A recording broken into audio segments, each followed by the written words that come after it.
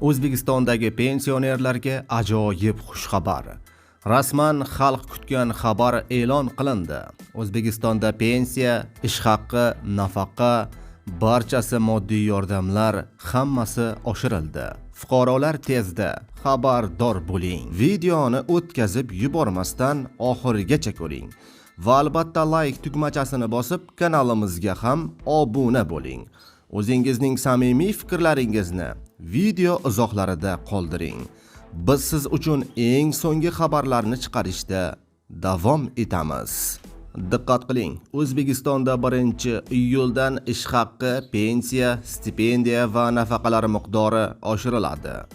Ish haqqi, pensiyalar, stipendiyalar va nafaqalar miqdori oshirilishi to'g'risidagi Prezident farmoni e'lon qilindi.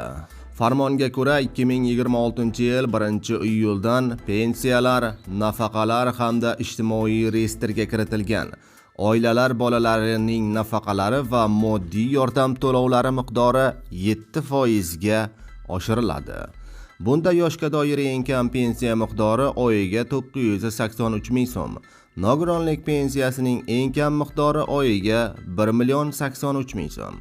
Ijtimoiy reyestrga kiritilgan oilalarga bolalar nafaqasining har bir oyligiga 3 yoshgacha bo'lgan bitta kichik farzand uchun 386 ming so'm, 3 yoshdan 18 yoshgacha bo'lgan bitta farzand uchun 295 ming so'm, oilaning ikkinchi farzandi va uchinchi farzandlari uchun qo'shimcha 177 ming so'm, oilaning uchinchi va undan keyingi har bir farzandi uchun 118 ming so'm to'lanadi.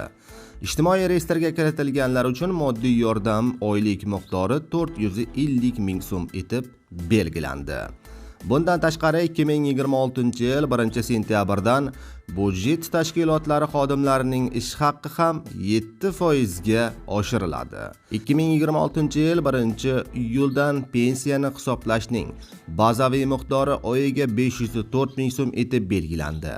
2026-yil 1-sentyabrdan mehnatga haq to'lashning eng kam miqdori oyiga 1,360 ming so'm, bazaviy hisoblash miqdori esa 440 ming so'm etib belgilanadi. Aziz do'stlar, xabarlarimiz keng tarqalib, barchaga e'tiborishligi uchun like tugmachasini bosib kanalga obuna bo'lishni unutmang. E'tiboringiz uchun rahmat.